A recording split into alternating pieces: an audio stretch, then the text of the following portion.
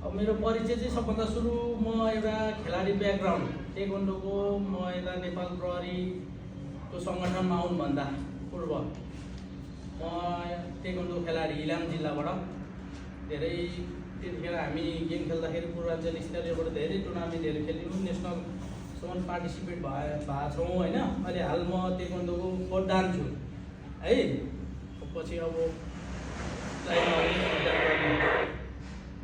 अनि अहिले चाहिँ नेपाल प्रहरीको इन्सपेक्टर पोस्टमा छु है। मेरो चाहिँ नेपाल प्रहरी सङ्गठनमा प्रवेश गरेको भने 2075 साल असार 28 गते प्रहरी सहायक निरीक्षक असैमा र अनि हाल प्रहरी इन्सपेक्टरमा चाहिँ 2079 मङ्सिर 15 गतेबाट अहिले रनिङ छ। अनि मेरो यो पोस्टिङ चाहिँ यता जिल्ला झापा भद्रपुरमा 6 मन्थको मेरो जिल्लाको बसेपछि अहिले यहाँ अनारमनी इलाका प्रहरी कार्यालय अनारमनीमा 1 मन्थ हुँदैछ।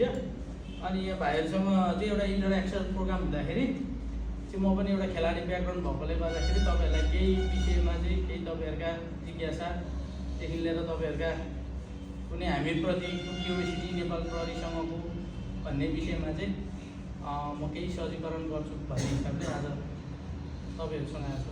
ठिक छ नि सबैजना? यतिको गर नि त ल।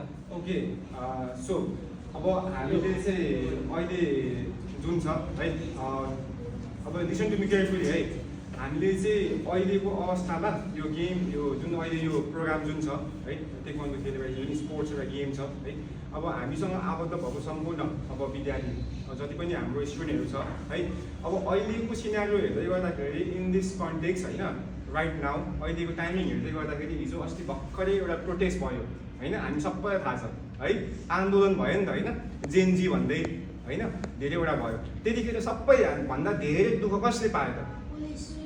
कसले पायो? लाउडली हो। अनि पुलिसले साँच्चीकै दुःख पाउनु पर्ने हो त? होइन नि होइन। अनि यो अहिले मिसगाइड किन भयो त? अब जतिखेर पनि हामीलाई अवध पर्दाखेरि, हामीलाई समस्या पर्दा, हामीलाई गाह्रो पर्दाखेरि हाम्रो सेक्युरिटीको लागि को आउनुहुन्छ? हामीलाई केही कुनै बाटोमा कहीँ जाँदैछौँ, एक्सिडेन्ट भयो, को आउनुहुन्छ? घरमा चोर आयो, को आउनुहुन्छ? हामी राति कहीँ घुम्न जान्छौँ, आनन्दले कसैको बिना डरमा घुम्न जान्छौँ, कसको कारणले जान्छौँ? हो, हाम्रो सेक्युरिटीको लागि उहाँहरू हुनुहुन्छ भनेर हो नि। एउटा पक्ष चाहिँ अलिक एग्रेसिभ हुन्छ होइन त, अलिक रिसाउँछ नि धेरै, अनि रिसाउँदाखेरि ढुङ्गामुढा गर्छ, अनि त्यसलाई जोगाउने कि नजोगाउने? अनि त्यो जोगाउनु जाँदै गर्दाखेरि चाहिँ फेरि त्यही पुलिसले ढुङ्गा खानुपर्छ, पर्छ कि पर्दैन हो? अब यो कन्सेप्सन चाहिँ हटाउनु पर्यो। अनि police are not our enemy है, दे आर आवर फ्रेन्ड्स है। प्रहरी हाम्रो साथी हो, हामी यहाँ ट्रेनिङ गरिरहेको छौँ, राम्रोसँगले बसिरहेको छौँ, हरेक कुराहरू हामी स्कुल जान सक्छौँ, घुम्नु जान सक्छौँ, कसको कारणले भन्दाखेरि उहाँहरूकै कारणले गर्दाखेरि हो नि त होइन। सो उहाँहरूको लागि एउटा इम्पोर्टेन्स हामीले बुझ्नु पऱ्यो, उहाँहरूको इम्पोर्टेन्स है। अब यो प्रोग्राम अर्गनाइज गर्नुको चाहिँ मेन रिजन भनेको, अर्को मेन रिजन भनेको चाहिँ तिमीहरूसँग चाहिँ एउटा बच्चाहरूसँग चाहिँ अब एउटा मिसकन्सेप्सन छ, एउटा मिसगाइड छ, डराउनु भएन उहाँहरूसँग। अप्ठ्यारो पऱ्यो, केही भयो, उहाँहरूले क्वेसन गर्नु सक्नु पऱ्यो, उहाँहरूसँग हेल्प माग्नु सक्नु पऱ्यो। त्यसकै लागि चाहिँ एउटा राम्रो रिलेसन बिल्डअप होस्, तिमीहरूलाई चाहिँ एउटा कन्फिडेन्ट बिल्डअप होस् भनेर चाहिँ हामीले यो फिट स्टुडियो म्युजिक टेक्वान्डो डोजाङबाट चाहिँ यो एउटा प्रोग्राम अर्गनाइज गर्दैछौँ है।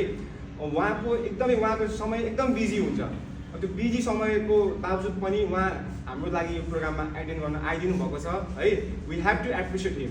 So everyone, once again